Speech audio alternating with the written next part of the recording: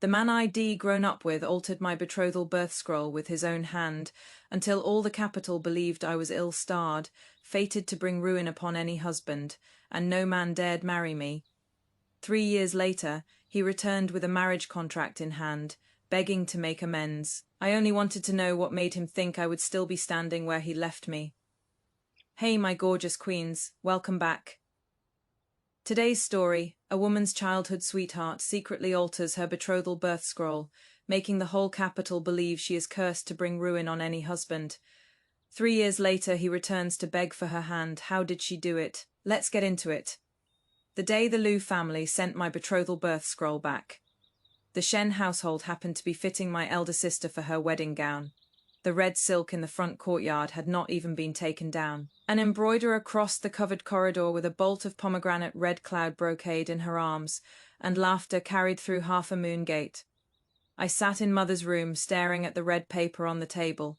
Someone had flung it down hard enough to crease it. My ears were still ringing. Madame Lu's final words would not leave my head. Born beneath a baleful star, fated to ruin husband and kin. The Liu family would never dare take such a woman for a daughter-in-law. She had not lowered her voice. Servants had been standing at the door. The embroiderers delivering my sister's wedding clothes had been in the corridor. Even the little maid bringing Mother tea had heard every word. I remember that my first instinct was not to cry. I only stared at the 8 characters recording my birth date and hour. Once, then again, then I picked up the red scroll. This isn't mine. Mother froze. Me fingertips had gone cold, and my voice came out tight. Mother, I wasn't born at this hour. The room fell silent. Mother took the scroll and checked it. Her expression darkened by degrees. She summoned the matron who had kept my betrothal papers, then ordered someone to bring out the household copy. Before long, there was no doubt. Someone had tampered with my birth scroll. It was not a copying mistake. Someone had deliberately changed 2 characters. My heart slammed once, as if I had finally caught hold of driftwood in deep water. Then we go to the Liu family and explain everything. I rose too quickly and struck my knee against the edge of the table. Pain flashed white before my eyes, but I barely noticed. We go now. Once Aunt Liu knows the horoscope was false, the marriage can still Zhiwei. Mother stopped me. I turned, she would not meet my eyes. The birth scroll was clenched in her hand so tightly that her knuckles had turned white. We cannot make a public spectacle of this. For a moment, I did not understand. What? Mother looked up, her expression troubled. A young lady's birth date and hour are private matters. If we storm to the Liu residence over this, people will only say uglier things. And your elder sister's marriage to the Prince of Zhao's household is at a delicate stage. If word spreads now that someone in the Shen family tampered with one sister's betrothal scroll, it will harm her as well. My hand was still pressed to my aching knee, strangely. It stopped hurting quite so much. So, first we find out who did it. Mother's voice softened. Stay inside for the next few days. Once the gossip dies down, I will find a way to settle this for you, and the Liu family. She hesitated. The Lius are angry right now. I asked about my marriage. Mother did not answer. Someone laughed outside the window. One of the embroiderers was praising my elder sister's slender waist, saying how lovely she would look in her wedding gown. All at once, the laughter scraped against my ears. I pulled the birth scroll from Mother's hand. The edge of the red paper slid across my palm, leaving a pale line. I am going to the Liu residence. Zhiwei. Mother seized my wrist. I looked back at her. Something in my eyes seemed to startle her. It isn't that I won't protect you, she said quietly, but you must think of this family too. My lips parted. For once, I had no answer. So even after my betrothal had been broken, my first duty was still to think of everyone else. I never made it to the Liu residence that day. Mother had the gates of my courtyard shut, for fear, she said, that I might act rashly. That afternoon, Qingdai slipped back from town carrying the osmanthus sweets I had asked her to buy. Her face looked dreadful. I sat beneath the window pretending to read and asked as casually as I could, "Does everyone outside know?" She faltered. Number I looked up. Qingdai could not lie.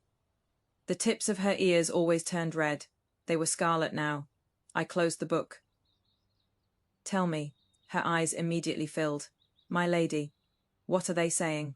Nothing much. She bit her lip. Only, some say the Liu family must have had good reason to cancel the marriage. Others say my lady carries an evil fate, that anyone who comes near you will meet with misfortune. I nodded. What else? Qingdai said nothing. I reached for the packet of Osmantha sweets. The paper had already gone cold. I used to love the sweets from that shop in the southern quarter. I bought a packet every time I went out. That day, I unwrapped one and put it in my mouth. It tasted cloyingly sweet. I chewed twice, could not swallow, and spat it into my handkerchief. Don't buy these again. Qingdai watched me carefully. If my lady no longer likes them, this servant can try another shop tomorrow. I did not explain. There was nothing wrong with the sweets. I simply could not stomach anything anymore. For several days, I did not look in a mirror. Whenever footsteps paused outside my courtyard gate, even for a breath, I caught myself holding mine. Aunts, 2 young maids passed along the other side of the wall, whispering. I could not make out a single word. Yet I still managed to ruin half a bolt of cloth with my scissors. When the blades slipped, Qingdai jumped. My lady, my hand slipped. I shoved the spoiled cloth aside. How absurd, I thought. I used to be impatient with girls who asked again and again before leaving the house whether their hair was neat and their clothes looked right. Now I had not even stepped beyond my own gate, and already I was afraid of being seen. On the 3rd night, Lu Huaijing climbed over my courtyard wall. Qingdai nearly screamed. I was sitting beneath the lamp. The moment I saw him, my nose stung and my eyes burned. I hated myself for being so weak. All day I had clenched my teeth and told myself that, if the Liu family truly did not want me, then I did not need him either. But when he came through the window with night dew on his shoulders and urgency in his eyes, every hard, proud word I had prepared vanished from my head. Zhiwei. He came to me and took my hands. I've been trying to come see you for days. Mother has been watching me closely. I stared at him. Do you believe that fortune-teller's judgment? Of course not, he answered at once. The cord stretched tight inside me for 3 days loosened a little. Then why didn't you explain? Lu Huaijing's expression stiffened for an instant. I argued with Mother, he said. She is furious now, Zhiwei. Give me a little time. How much? He paused. When she calms down, I'll raise our marriage again. I looked at him. Candlelight flickered over his face. This was the boy I had grown up beside. When I fell from a tree, he carried me home. When thunder frightened me, he would knock 3 times against the wall in the middle of the night to tell me he was there. The first time I learnt to ride, he held my reins and walked beside me lap after lap. There were too many memories, far too many for me to carve him out of my heart over 3 days of humiliation. Lu Huaijing, my voice was raw. Will you still marry me? He barely hesitated. I will. His hands tightened around mine. If I cannot marry you, I would sooner remain unmarried for the rest of my life. My eyes filled at once, looking back. I was painfully easy to fool that night, but I did not know it then. The words we believe most easily are often the ones we most desperately want to hear. After Lu Huaijing left, I slept soundly for the first time in days. The next morning, I even asked Qingdai to find my favorite pale blue gown. As she tied the sash, she smiled. My lady is finally willing to dress properly again. I scolded her for chattering, but in my heart I secretly thought that once this passed, perhaps everything really could return to the way it had been. That afternoon, I went to my elder sister's courtyard to find Mother. Before I reached the covered corridor, I heard Shen Mingshu crying inside. I had not meant to go in, then I heard Lu Huaijing's voice. Me feet stopped cold. Sister Ashu, don't cry. He sounded helpless, through her sobs. Shen Mingshu said, I was only angry that she always hides behind father's and grandmother's favor and insists on outshining me in everything. I only wanted to teach her a small lesson. How was I to know it would become such a scandal? I stood beneath the corridor. A gust of wind slipped cold through my sleeves. Lu Huaijing lowered his voice. I misjudged how far it would go. My fingers stiffened one by one. There was a silence inside. Then Shen Mingshu asked, Do you regret it? Lu Huaijing sighed. I only changed 2 characters. I thought once she learnt to curb that temper of hers, I could set matters right again. Who knew my mother would truly go to Master Xuanzi for a reading? After that, I could no longer hear clearly. Something seemed to explode inside my ears. Behind me, Qingdai sucked in a sharp breath. I turned to leave. After 2 steps, I stopped. Why should I leave? I was not the one who had done wrong. I shoved the door open. All 3 people inside turned toward me. The blood drained from Lu Huaijing's face. I looked at him.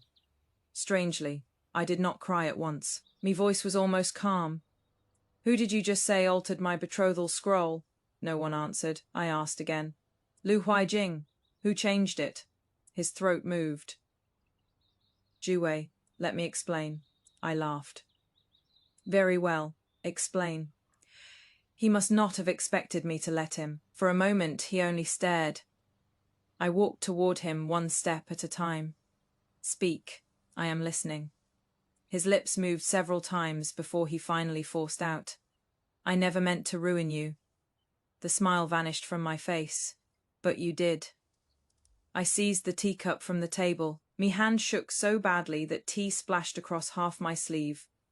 I wanted to smash it. In the end, I did not, because I suddenly remembered that it belonged to my elder sister's favorite porcelain set. Years ago, I had broken 1 cup from that set. She cried for half a day, and Mother made me copy admonitions for women 20 times. I stared at the cup for 2 breaths, and was struck by the sheer absurdity of it. Even now, at a moment like this, I was still remembering not to break something that belonged to her. I slowly set the cup back down. Then I looked at Lu Huaijing. Now you know how far this has gone. Go out and tell them. He blinked. What? Tell your mother. Tell Master Xuanzi. Tell everyone in the capital. My voice began to shake. Tell them you altered the birth characters. Tell them I am not cursed to destroy my husband or bring ruin upon my kin. Tell them you wanted to avenge my sister's wounded pride. So you made a jest of my marriage and my reputation. Go, tell them. Lu Huaijing fell silent. That single silence was enough. All at once, I understood everything. It was not that he did not know what to do. He simply did not dare do it. Me tears spilled over. They burned down my cheeks. You don't dare, do you? Zhiwei, you don't dare. I stepped back. He was willing to marry me. He was not willing to admit, for my sake, that he had done wrong.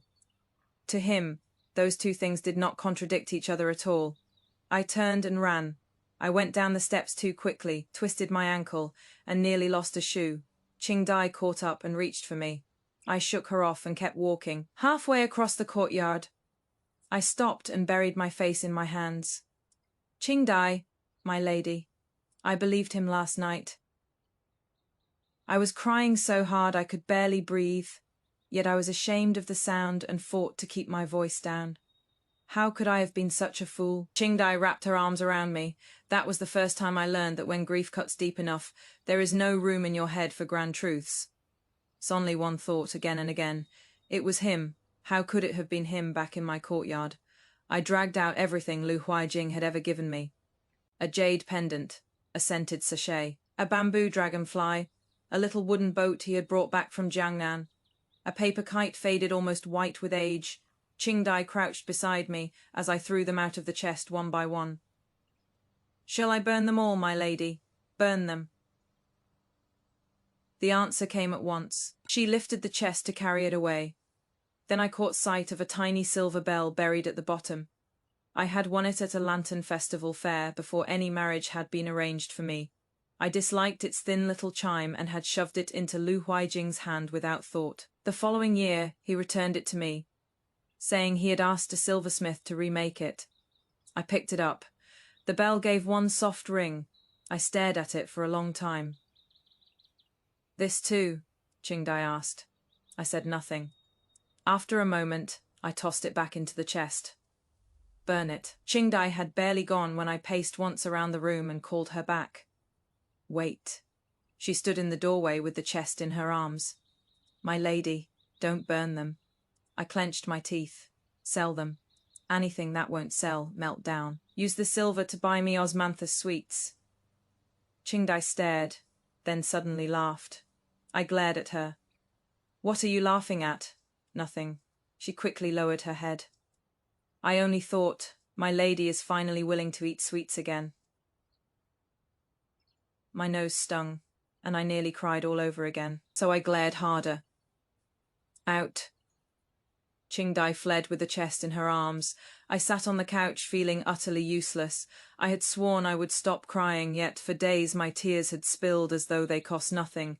Eventually, even I grew sick of it, swollen eyes, a blocked nose, a face like ruin every morning. But grief does not vanish simply because you are tired of carrying it.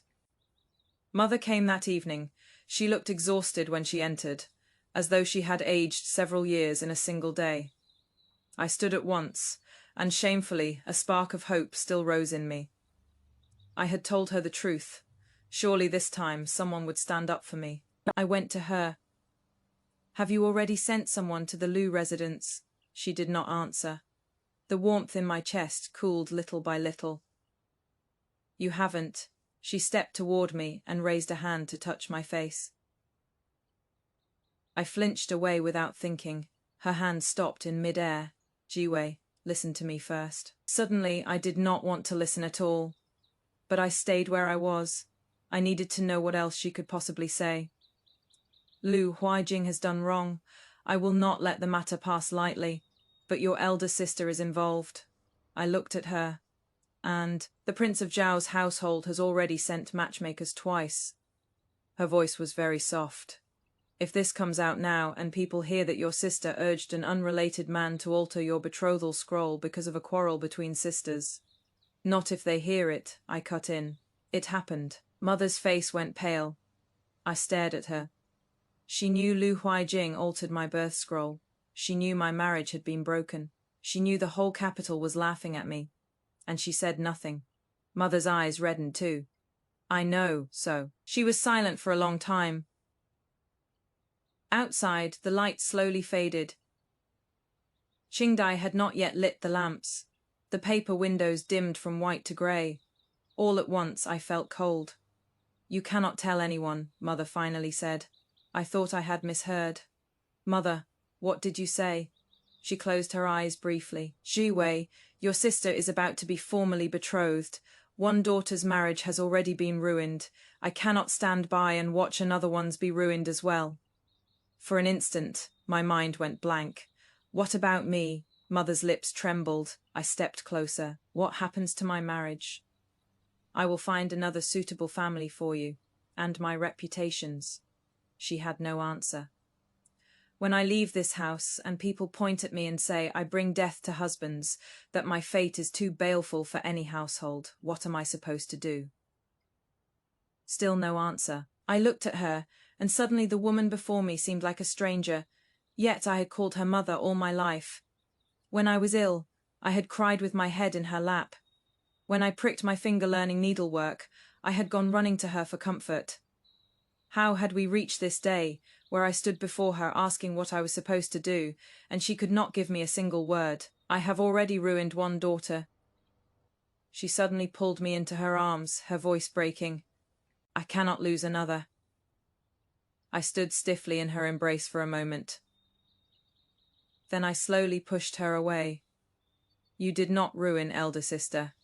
I looked at her. Mother's tears fell. Zhiwei, don't cry. I was suddenly furious. I am the one begging you to seek justice for me. Why are you crying as though I am the one hurting you? She froze. So did I. Once the words were out, pain surged through me with an almost savage relief. In the past, the moment Mother cried, I panicked. This time I did not. I was only tired. Please leave. She did not move. I turned my back on her. I am begging you, she said behind me. Just endure it for a little while. I closed my eyes, those words again, endure it. Lu Huaijing told me to wait. Mother told me to endure, as though if I were only a little more obedient, a little quieter, a little more willing to swallow my hurt, everyone else's life would become easier. And mine. I did not sleep that night. Near dawn, I took out the jewelry and silver notes I had saved over the years and sorted them one by one. Qingdai came running in when I woke her, her robe thrown over her shoulders and her hair still uncombed. My lady, what has happened? Pack. Where are we going? I sat on the floor folding clothes, moving so quickly that even I found it strange. Away from the Shen household, Qingdai's eyes widened. But madam, don't mention her. My hands paused, then I bent my head and kept folding. I get a headache now whenever I hear the words "just endure it." I had planned to stay for a time at grandmother's estate outside the city before I could leave. A messenger arrived from the palace. The Empress had summoned me. Mother's face changed the moment she heard. She feared the palace had heard about my supposed fate as well. I was afraid too. Once I sat inside the carriage, my palms would not stop sweating. Qingdai straightened my sleeve and whispered, "Don't be afraid, my lady. I am not afraid." My lady has nearly twisted that handkerchief into a rope. I looked down. She was right. I quickly released it. Talk less. At the palace, I waited outside Fengyi Hall for a long while. The longer I waited, the more uneasy I became. The rumors in the capital had turned so vicious that I even wondered whether the Empress meant to warn the Shen family, on behalf of the Prince of Zhao's household, lest my disgrace drag down my elder sister's marriage. At last, a court lady came out and invited me inside. The Empress was younger than I had imagined, and gentler too. She did not begin by asking about my horoscope. She only looked at me and said, "Have you been sleeping well these past few days?" I faltered. Every formal answer I had rehearsed on the journey became useless. "Well enough, Your Majesty." She smiled. "There are shadows beneath your eyes." "And you call that well enough?" My face warmed. She gestured for me to sit. "We have heard what happened to you." My fingers curled against my palm. "Here it comes." But the Empress said, "We did not summon you to ask about that false birth scroll." My head snapped up. She knew. "Your mother does not dare investigate. The Liu family does not dare let the matter spread. But there are few things in this capital that remain hidden from the palace." The Empress lifted her tea. "So we have only one question for you. Would you be willing to marry the Prince of Chu?" For a moment I thought I had heard wrong. The Prince of Chu, Xiao Chenggang, of course I knew the name. He was the Empress's own son. Years ago, the imperial astronomers had declared that he carried a solitary and ominous fate and should not remain long within the palace. Since then, he had spent most of his years at a royal estate near Huguo Temple. Few people in the capital had ever seen him, but there was no shortage of rumors. Some said he was cold and brooding. Others said he was sickly. Still others claimed the Empress had spent years searching for a woman whose fate was strong enough to withstand his. My first thought was of that false birth scroll, Your Majesty. I drew the red paper I had prepared from my sleeve. This humble lady would not dare deceive you. The birth characters being whispered about outside are not mine. I placed my true birth scroll on the table, nor was I born beneath some baleful star. My heart pounded after I said it. I did not know why I was closing off what might have been my only chance to escape disgrace. But suddenly I was afraid. Afraid that once again something invented by someone else would be used to arrange the rest of my life for me. The Empress studied my birth scroll for a long time.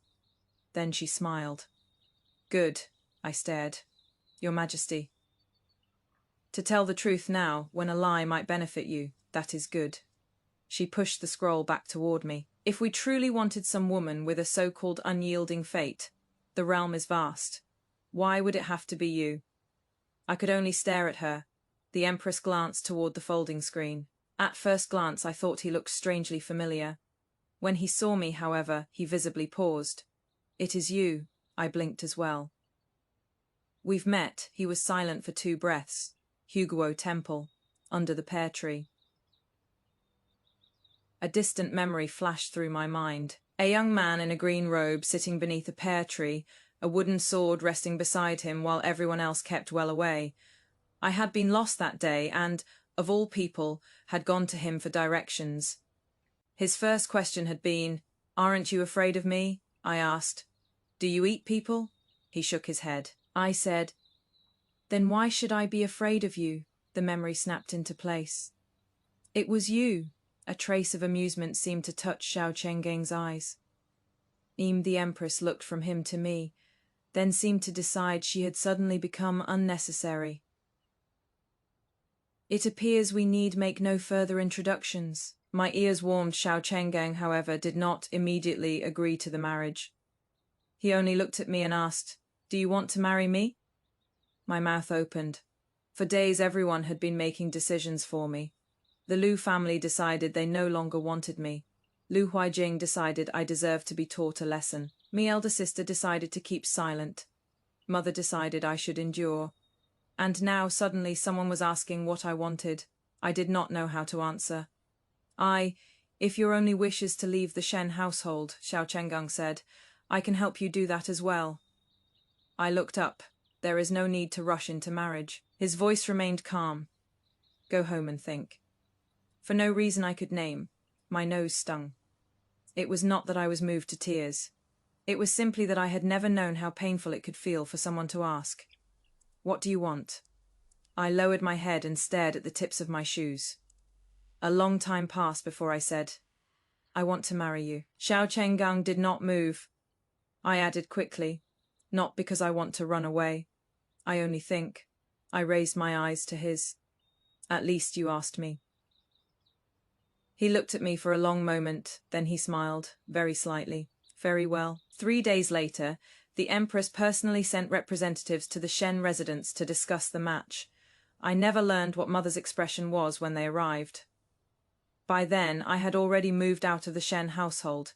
Me wedding to Xiao Chengang was a quiet affair. There was no bridal procession stretching for miles, no city crowding the streets to watch. The Empress said he had not formally returned to court in many years, and the wedding should not be extravagant, so every proper rite was observed, but only members of the imperial clan and a few close ministers were invited to witness it. I was relieved, at the time. Crowds frightened me most. Whenever someone looked at me, I could not help wondering whether they had heard those rumors too. On our wedding night, I sat on the edge of the bed, picking so nervously at the gold thread on my bridal robe that I nearly ruined it. When Xiao Chengang entered, I sprang to my feet. He stopped too. We stood half a room apart, staring at each other for what felt like an age. At last he spoke first. "Are you afraid of me?" "Number, then why are you standing as though you are ready to flee?" I glanced down. Sure enough, the toes of my shoes were pointed straight toward the door. I felt a little embarrassed. "Habit," he said. Then he walked to the table and poured himself a cup of tea. I waited and waited. Nothing else came. "You are not going to ask." "Ask what?" "Why running away became a habit." Xiao Chengang looked at me once. "If you want to tell me, you will. If you don't, asking won't help, for once." I had absolutely nothing to say. He pushed a second cup of tea toward me. "Tea. Either is fine, sweet or bitter." "Anything is fine."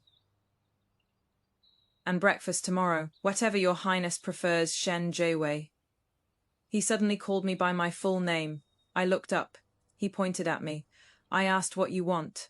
I stared at him for a long moment. "What do you want to eat?" To my own surprise, I thought about it seriously. Savory tofu pudding. "Good. And a plate of pickled bamboo shoots."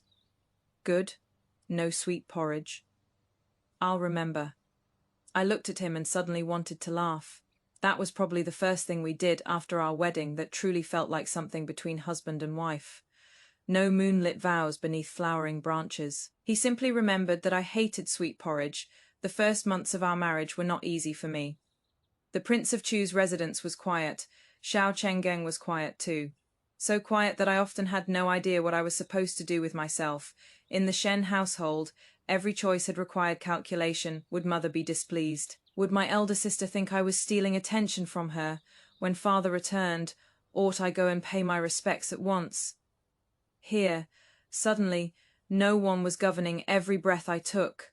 On the first day, I asked the steward, "What flowers does His Highness usually like in the courtyard?" The steward replied, "Whatever Her Highness likes may be placed there." I did not know what to do with that answer. On the second day, I asked the kitchens, "How many dishes does His Highness usually take at midday?" The cook said, "His Highness ordered us to follow your Highness's taste." That unsettled me even more. On the third day, I finally lost patience over dinner. "Do you truly have nothing you like?" I asked Xiao Chenggang. He looked up. "I do." "What?" "Pear trees." I thought of the tree at Huguo Temple. The very next day, 2 pear trees were transplanted into the rear garden. I stood beneath the corridor staring at them for a long while. "You planted them simply because you like them." "Why else?" My mouth opened, then closed. He watched me, and something in his expression changed as though he had finally understood what puzzled me. "Shen Zhiwei, you do not have to prove that something is useful before you are allowed to like it." I remembered that sentence for a very long time, little by little. I learnt how to live in the prince's residence as myself. The main courtyard felt too grand, so I moved into a smaller one on the eastern side. The rosewood chairs beneath the window were costly and beautiful, and made my back ache, so I replaced them with a cushioned couch where I could curl up with my legs beneath me. I disliked sweet porridge, so the kitchen stopped sending it. Once on a rainy day, I even slipped off my shoes and stepped barefoot into the water running along the covered walkway. Xiao Chenggang came home just in time to see me. Guilty at once, I tucked my feet beneath my skirt. He stood under the eaves and looked at me. I struck first. I only stepped in it once. I won't catch cold. Tell Her Majesty. At last, he laughed. Princess. This is the Prince of Chu's residence. No one is going to punish you. I fell silent.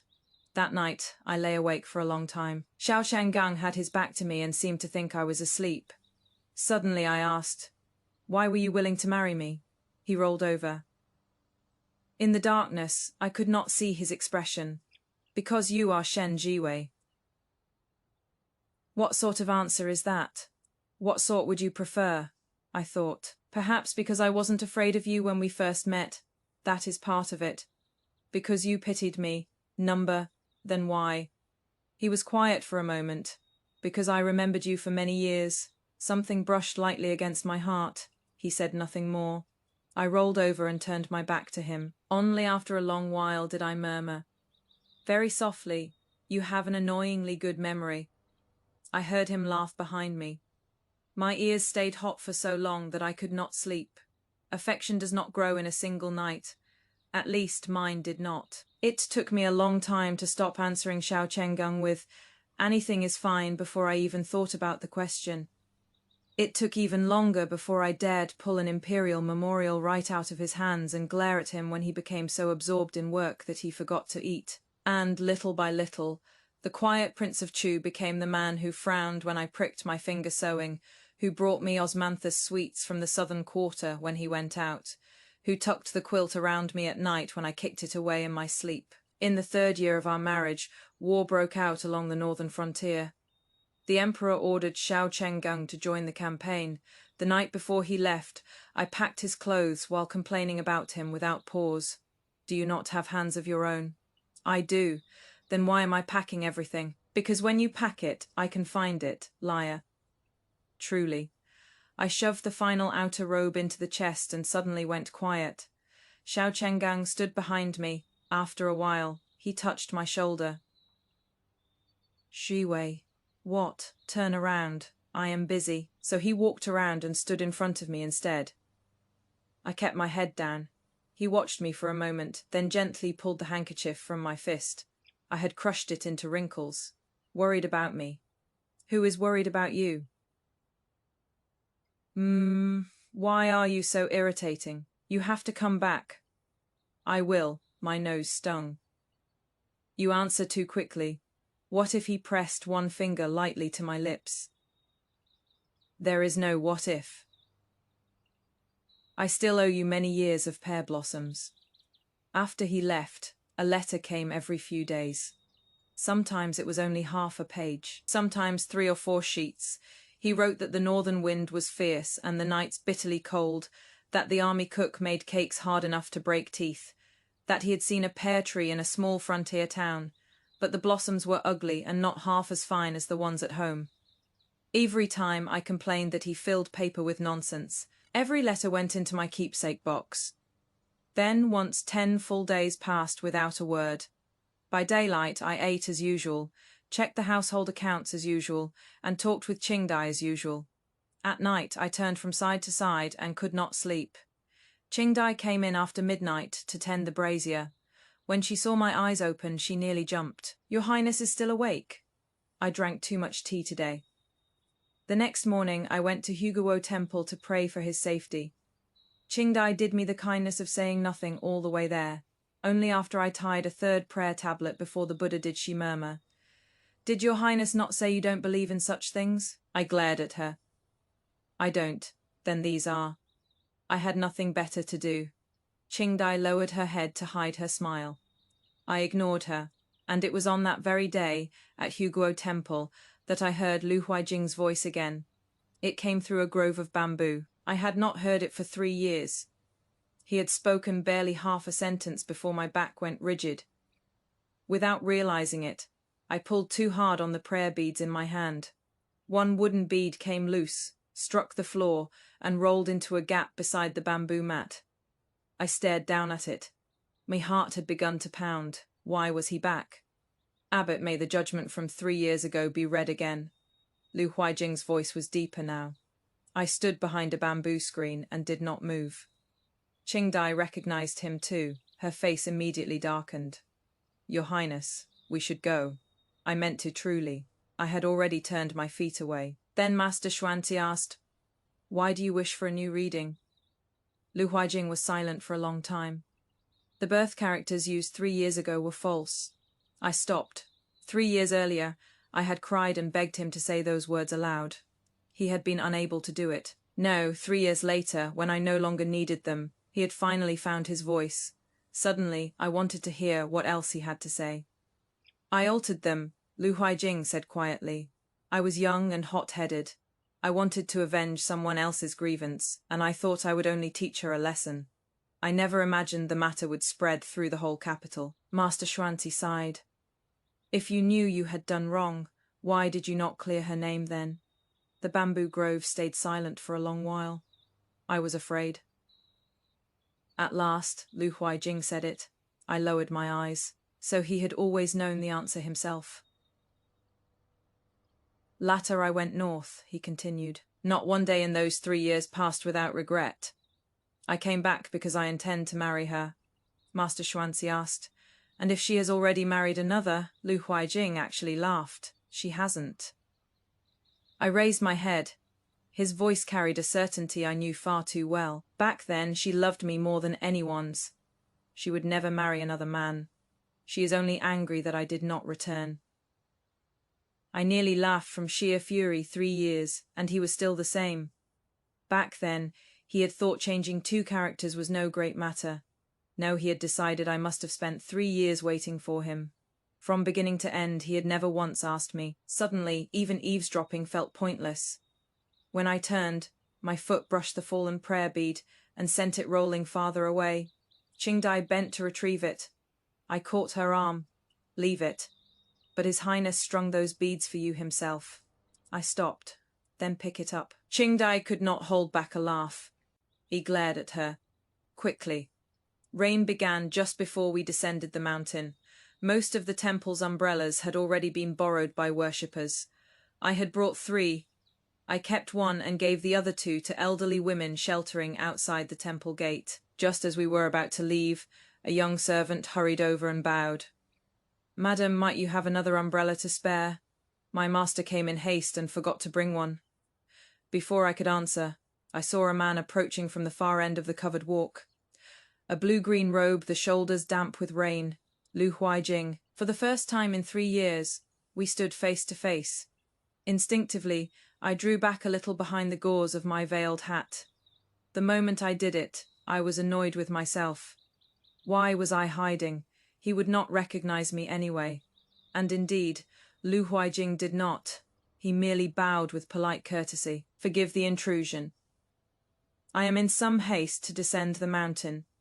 If madam has an umbrella to spare, might I borrow it, name whatever price you please. Qingdai looked at me. I shook my head. She answered at once. Unfortunately, Our Lady has already given away every spare umbrella. Lu Huaijing looked disappointed, but did not press us. Before leaving, he seemed in unusually good spirits and bowed again. I came to the temple today to seek a favourable reading for a marriage. I was impatient and forgot my manners. May madam and your husband also share a long and harmonious life. I watched him through the white gauze of my veil. 3 years had changed him. He looked older, steadier, and his words were certainly more polished than before. Unfortunately, every gracious blessing seemed to travel in a circle and land back on himself. I tried to hold my tongue. I failed. May your good words come true. Lu Huaijing's head snapped up. I had already turned away. Let's go. My heart beat too quickly all the way back to the residence. Not because some old love had returned. I was annoyed. It was like brushing against a wound that had long since scabbed over. Not enough to make the pain unbearable, only enough to sour the rest of the day. And as if that were not irritating enough, no letter from Xiaochang had arrived for several days. That made my temper worse. I barely touched dinner, Qingdai asked. Is your highness thinking about young Master Lu? I set down my chopsticks. Do I look as though I am? Number. Then why ask? This servant only thought your highness seemed unusually ill-tempered today. I glared at her. A moment later, I deflated first. I am angry. What gives him the right to think I would wait for him? Qingdai considered the question with alarming seriousness. Perhaps because my lady truly did love him very much once. I had nothing to say to that. It was far too honest. I lowered my head and stabbed at the rice in my bowl. That was then. Now I like. I stopped halfway.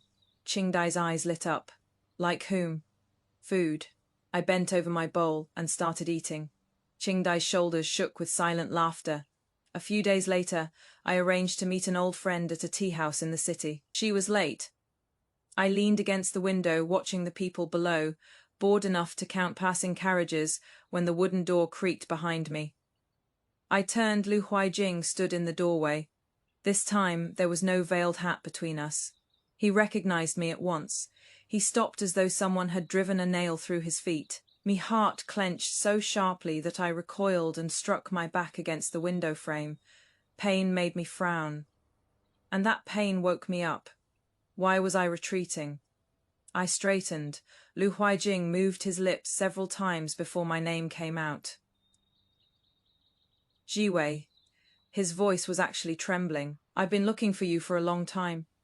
I said nothing. He took a step toward me. Stay there, I said immediately. He stopped.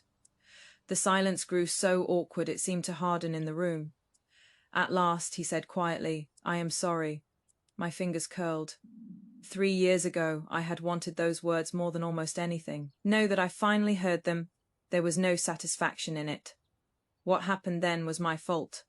I should never have listened to your sister, and I should never have altered your betrothal scroll. I've already gone to Master Xuanzi. He has agreed to issue a new reading for you. I frowned. And then, to my astonishment, hope brightened his eyes. I will tell everyone the truth. Once your name is cleared, I will come and ask for your hand. I stared at him. For a moment, I could not decide which part made me angrier. Then I laughed. Lu Huaijing froze. What are you laughing at? I looked straight at him. Lu Huaijing, why are you still saying I will? I will clear your name. I will come to ask for your hand. I will make it up to you. Has it ever occurred to you to ask what I want? His expression stiffened. Zhiwei, I know you are still angry with me. I am not angry. Then what are you? Suddenly, I had no answer. Did I hate him? Not as much as I once had, but saying I did not hate him at all felt far too generous. I thought for a moment. Annoyed. Lu Huaijing clearly had not expected that. Even I thought the answer sounded absurd once it was spoken. Since coming back, you've been making decisions for the Shen Zhiwei from 3 years ago. But the Shen Zhiwei who would have waited for you disappeared a long time ago. The color slowly drained from his face. What do you mean, I am married? He stared. Then, astonishingly, he laughed. Not because he was pleased. It was the laugh of a man who simply refused to believe what he had heard. To spite me. I stared back. Do you truly believe everything beneath heaven somehow revolves around you? Zhiwei, after what happened to your reputation then? He stopped halfway. I knew the rest of the sentence. Who would have married you strangely? That made me calm. Who he is does not matter. What matters is that I am happy. Lu Huaijing kept staring at me. You couldn't have forgotten so quickly. We knew each other for so many years. That finally struck a nerve. My palm clenched. Yes, we knew each other for many years. Which means that when you altered my birth scroll, you knew better than anyone how badly it would hurt me.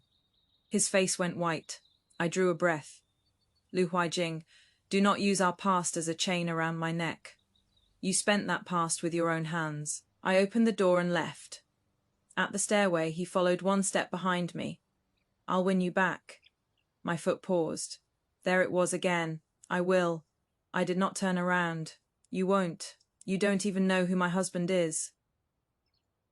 I put a hand on the railing and continued down. But I know someone who might help me. I slowed. Behind me, confidence returned to Lu Huaijing's voice. I met the Prince of Chu on the northern frontier. His Highness and his princess are deeply devoted to one another, yet I heard they nearly missed their chance as well. He will understand me. I closed my eyes. Suddenly, I wanted to laugh. The whole thing was so absurd that I could not even imagine how I was going to explain it to Xiao Chenggang, so I gave Lu Huaijing only one answer. He won't help you. On the day Xiao Chenggang returned victorious, I rose an hour earlier than usual. Qingdai spent the entire time she dressed my hair trying not to smile. Your Highness said yesterday you weren't going to meet the prince at the city gate. When did I say that? Yesterday afternoon. I forgot. Your Highness also said His Highness has legs of his own and can find his way home. Qingdai, this servant will be silent. She said she would be silent. The grin did not leave her face. I could not be bothered with her. After 3 months apart, I had a thousand things I wanted to say to Xiao Chenggang. He wanted to ask whether the wound in his shoulder had truly healed. I wanted to scold him for sending a final letter containing only a few maddening words. Returned safely. Do not worry, all is well. And I wanted to tell him Lu Huaijing had come back. But the instant I spotted that black horse among the crowd, my mind emptied. Xiao Chenggang dismounted and strode toward me. I had told myself there were too many people in the street and I ought to behave with some dignity. The first thing he did when he reached me was pull me into his arms. My nose struck his shoulder hard enough to make me hiss. He loosened his hold at once. Did I hurt you? What do you think? I'll be gentler. We're in the street. Everyone is looking. Let them. The corner of my mouth betrayed me and lifted. Shameless. He lowered his head to look at me. Did you miss me? I deliberately said, number. What is that supposed to mean? I had no answer for that. Back at the residence, I had intended to tell him everything at once. Instead, I began by examining him for injuries. He insisted the only wound was an old one on his shoulder. I did not believe him and made him roll up his sleeves. He sat on the edge of the couch and allowed me to inspect him, amusement never leaving his eyes. Have you looked enough? Number? Then keep looking. My ears went hot. I was about to scold him when I remembered Lu Huaijing. Right. Summonan has returned to the capital. Xiao Chenggang looked at me. I hesitated.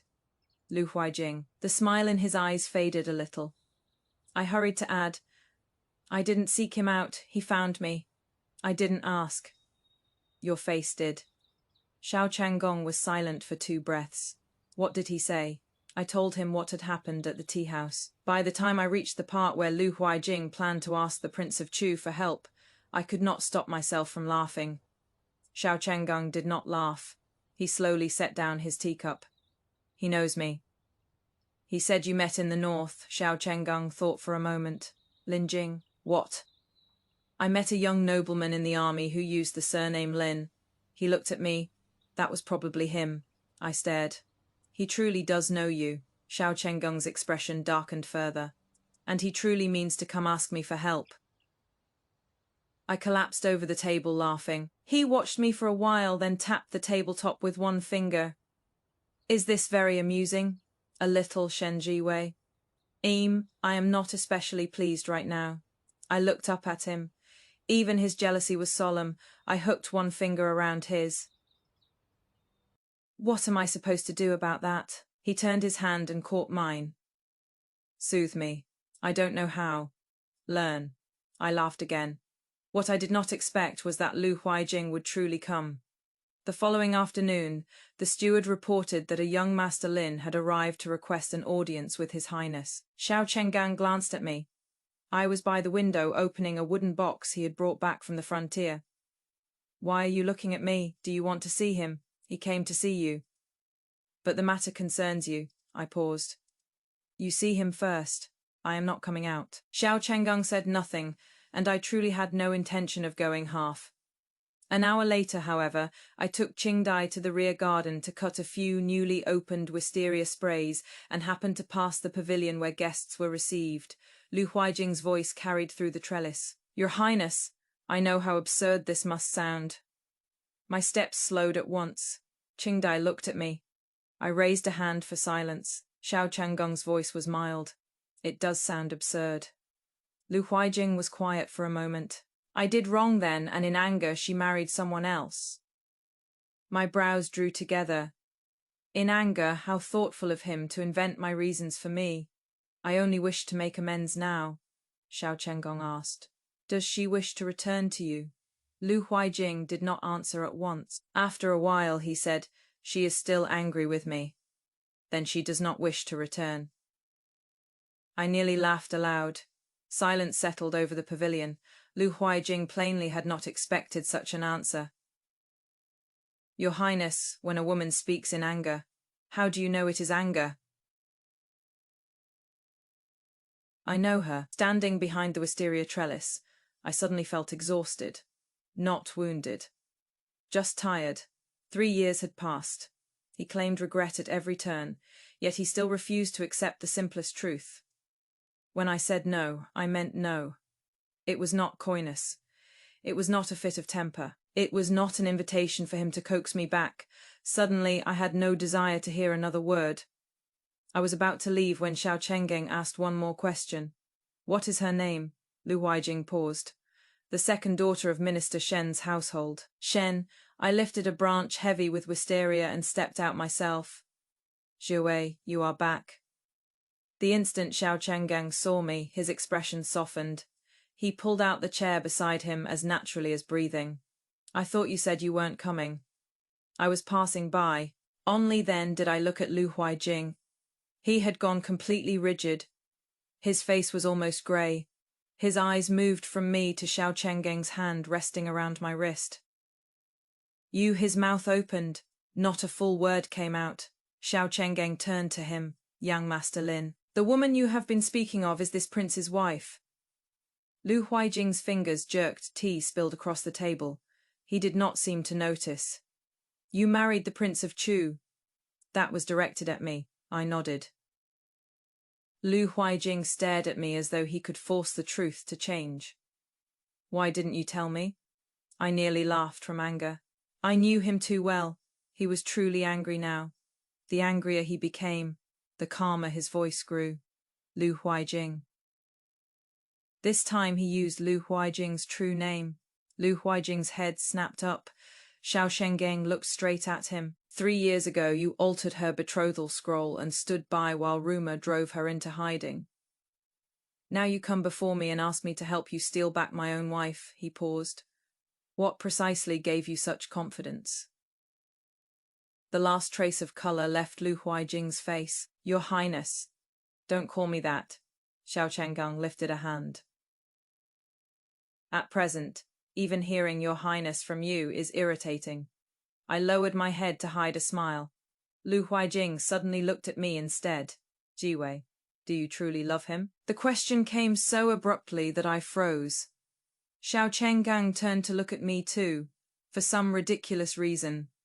I became nervous.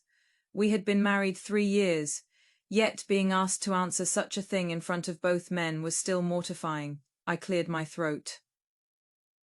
What is it to you? Lu Huaijing's eyes slowly reddened. I only want to know, then keep wanting. I would not give him an answer. Not because I did not love Xiao Chenggang. Quite the opposite, because I did. I refused to lay that feeling before Lu Huaijing as though it were a prize to be weighed against the past. What existed between Xiao Chenggang and me had nothing to do with him. Xiao Chenggang, however, suddenly smiled beneath the table. He lightly squeezed my fingers. I turned and glared at him. His mood had plainly improved. Lu Huaijing saw the small gesture. His expression tightened as though it had struck him. He lowered his head. After a long time, he said, I understand. No, you don't, I said. He looked up. I met his eyes. If you truly understood, you would have stepped forward 3 years ago. Not now. Lu Huaijing's lips trembled. In the end, he said nothing.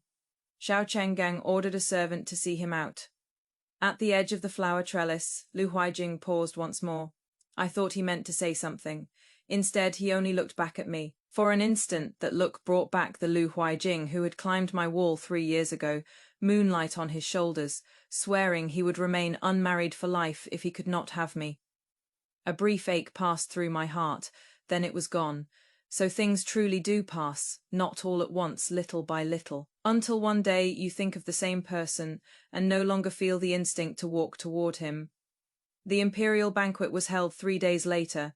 The emperor meant both to celebrate Xiao Chenggang's victory and to bring his long-absent legitimate son formally back before the court. It was the first time I had appeared before so many people as the Princess of Chu before we entered the great hall. My palms were slick with sweat. Xiao Chenggang noticed and glanced sideways. Nervous number, your hand is cold. The weather is cold. It is the 6th month. I glared at him. He suppressed a smile and tightened his hand around mine. Don't be afraid. I am not afraid, I muttered. Then what is it? I looked through the open doors at the richly dressed nobles inside. The Lu family was there. So was the Shen family. 3 years ago, every one of them had heard some version of those words, baleful star, unfit for marriage. Me throat tightened. I only remembered what it used to be like. Xiao Chenggang offered no grand reassurance. He simply took my hand and walked forward. Then go in. Let the people from your past see you now. I looked at him. Then I drew a deep breath and entered the hall 1 step at a time. No one insulted me to my face that day. No one rose to confess or beg forgiveness either. But when the emperor himself said, Princess Shen, wife of the Prince of Chu, I still heard a faint stir travel through the banquet. Madame Lu's expression changed. Mother's wine cup stopped halfway to her lips. Shen Mingshu lowered her head and pinched the edge of her sleeve between her fingers. Lu Huaijing sat at the very end of the lower tables. He watched me without once looking away. I did not avoid his gaze. Nor did I smile at him in triumph. I simply sat beside Xiao Chenggang and ate 2 bites of food as though nothing in the room concerned me. Then I thought very seriously. This honeyed lotus root is far too sweet. I must tell our kitchens never to copy it. And just like that, the last tight knot inside me loosened. Perhaps vindication did not always require a speech. Perhaps I only had to sit there, living my life, and that was enough. Not long after the banquet, Lu Huaijing did something no one expected. He publicly admitted that he had altered my betrothal scroll 3 years earlier. No one forced him. Xiao Chenggang did not intervene. Lu Huaijing went to his ancestral hall of his own accord. He summoned those who had witnessed Master Xuanzi's old reading and told the entire story from beginning to end. The day the news reached me, I was airing books in the courtyard. Qingdai came running so quickly that she nearly tripped over the threshold. "Your Highness, slow down." Young Master Lu admitted everything. My hand paused over the book. "I see." Qingdai's eyes widened. "That is all. What else should I say?" Wasn't this what my lady wanted most back then? I bent my head and pressed down a few pages the wind had lifted. That was then. Now I do not need him to prove that I was wronged.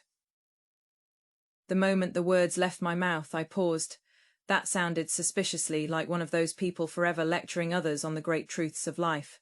So I added, "Still, hearing that he finally admitted it is rather satisfying." Qingdai laughed. "So did I." The consequences were heavier than Lu Huaijing had expected.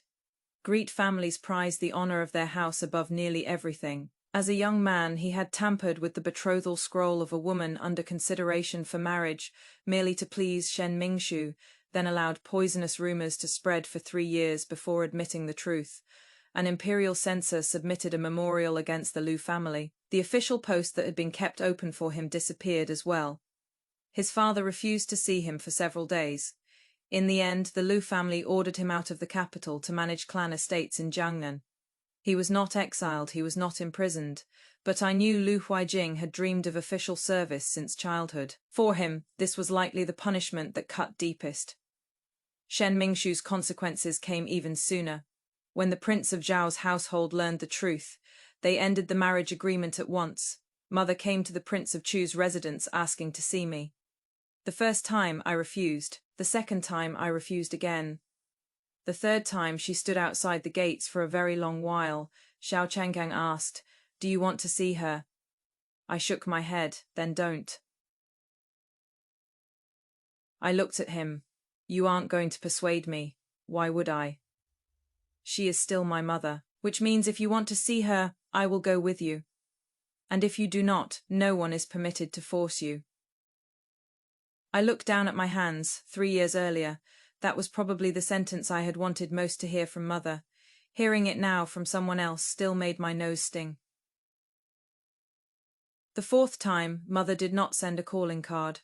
She waited directly along the road I took to the palace. When my carriage stopped, I lifted the curtain and saw her standing by the roadside.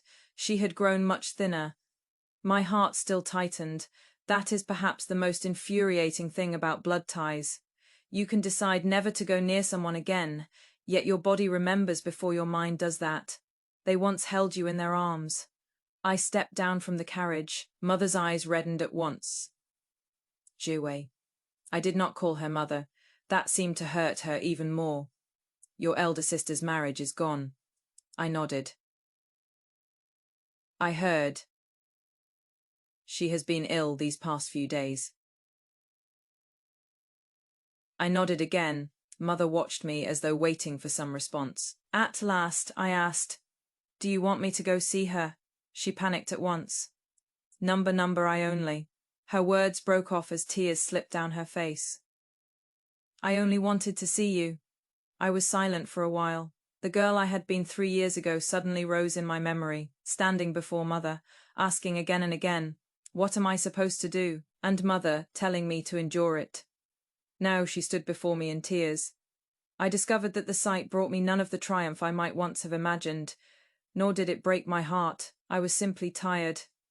3 years ago, when I wanted to see you most, I said, "You could have seen me every day." Mother froze. "But all you wanted then was for me to keep quiet."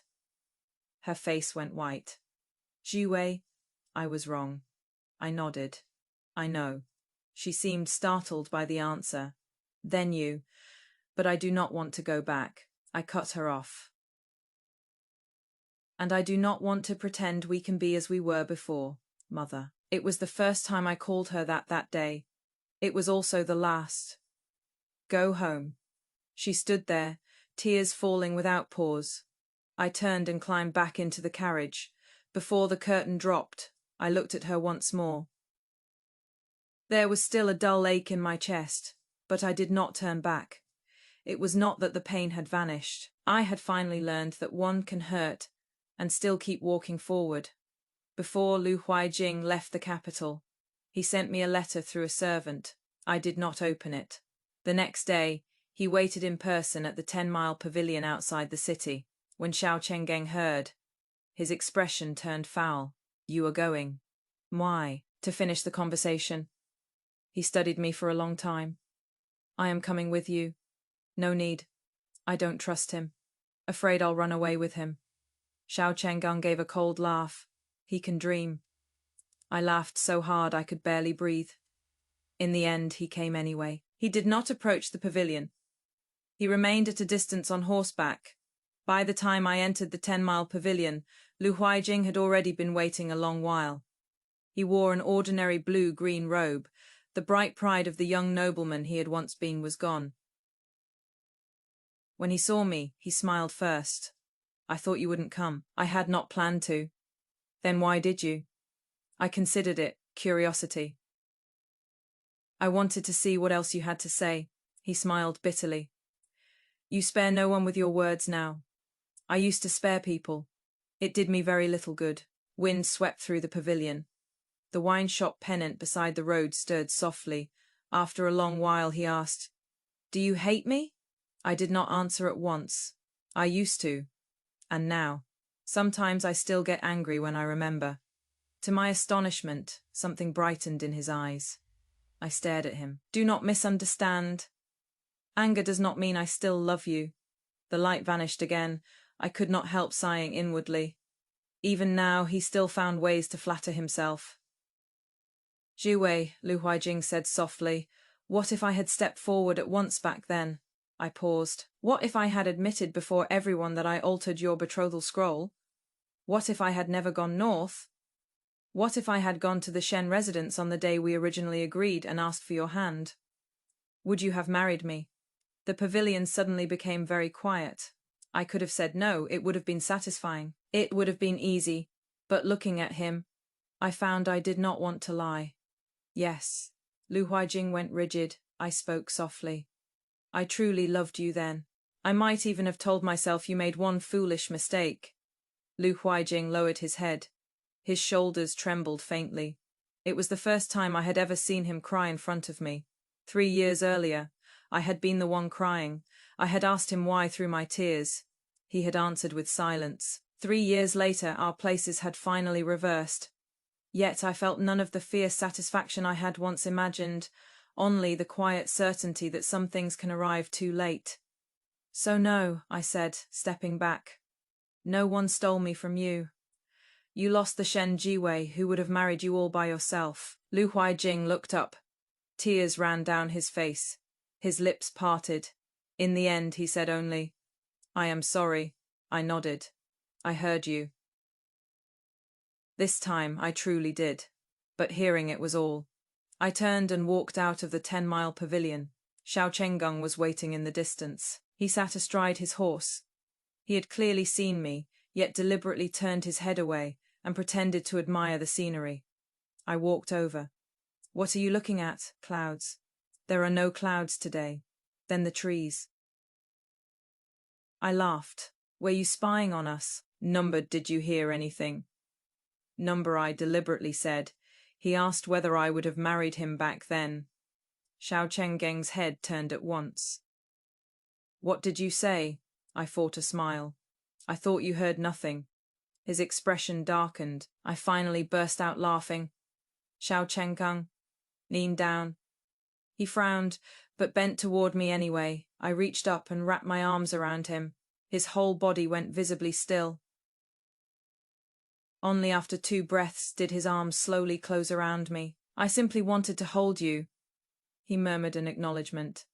Then, with complete seriousness, he asked, And whom would you marry now?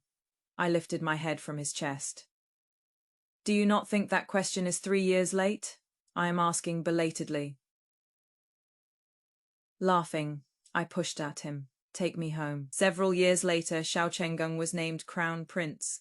When the Eastern Palace was completed, the first thing he did was order our 2 pear trees moved there.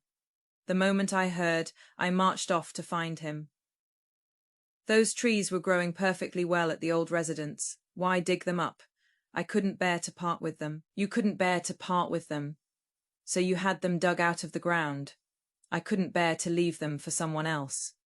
That silenced me. The trees were moved in the end. The following spring, to my surprise, they truly blossomed. When we returned to Huguo Temple to offer thanks, the pear trees on the mountain were in full bloom as well. The same covered walk, the same wind. Only the quiet young man who had once sat beneath the pear tree was no longer the person he had been. Standing beneath the blossoms, Gēng suddenly asked me, "Do you still believe in fate?"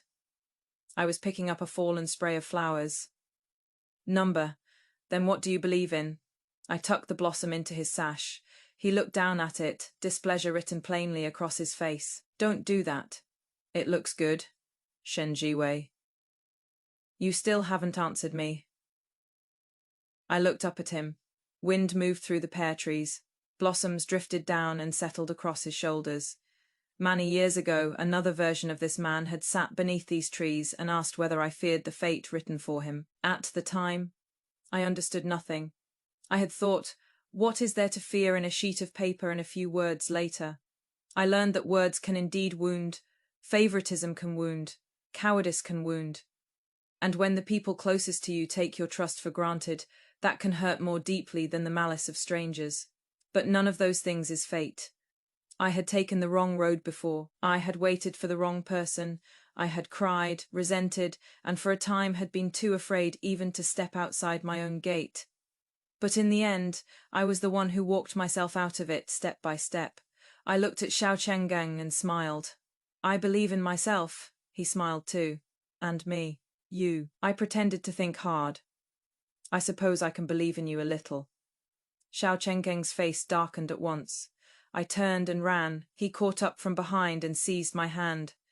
Pear blossoms covered the ground. I laughed until I could barely stop.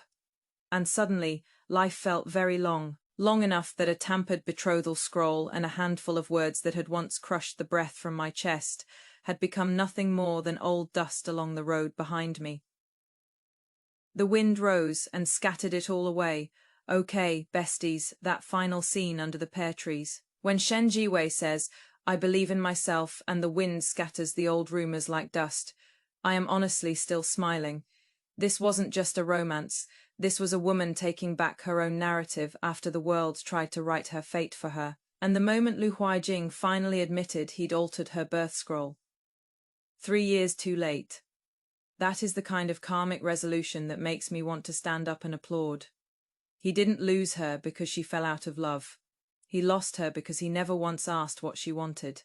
So welcome to ELENA'S Cultural Corner, because today we have to talk about the Gēng, the betrothal birth scroll, and why this little piece of red paper once held a woman's entire future in its folds. In Imperial China, marriage was never just about two people falling in love. It was a negotiation between families, and one of the first steps was exchanging written records of the bride's and groom's birth dates and hours. Their BFZF, or 8 characters. These were sent on red paper, often through matchmakers, to a fortune teller or temple master who would match the charts. If the astrological signs aligned, the engagement could proceed. If not, especially if the woman's chart showed anything unlucky, like being born under a baleful star, the match would be called off. And here is the truly devastating part. Once a woman was labelled ill-starred or husband destroying, that rumour spread like wildfire.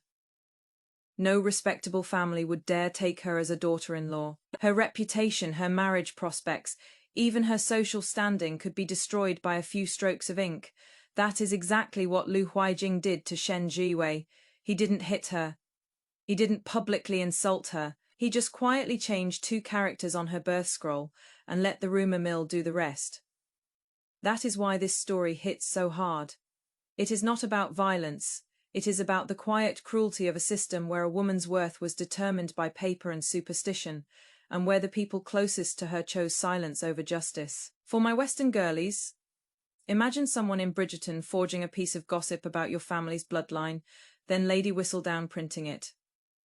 Every suitor vanishes, every door closes, and the one man who knows the truth stays silent. Because admitting it would embarrass him. That is the exact energy of Shen Zhiwei's situation. Except she didn't wait for a hero. She married the prince who asked, "What do you want?" and she never looked back. If you want to review today's cultural tea in a pretty aesthetic layout, all the notes are down in the description box below. And Queens, I have to ask, if someone tried to write your story for you, what would the first sentence of your rewrite be? Tell me in the comments. Love you all so much. See you next time. My paper shredding, pear blossom blooming, self-rescuing queens.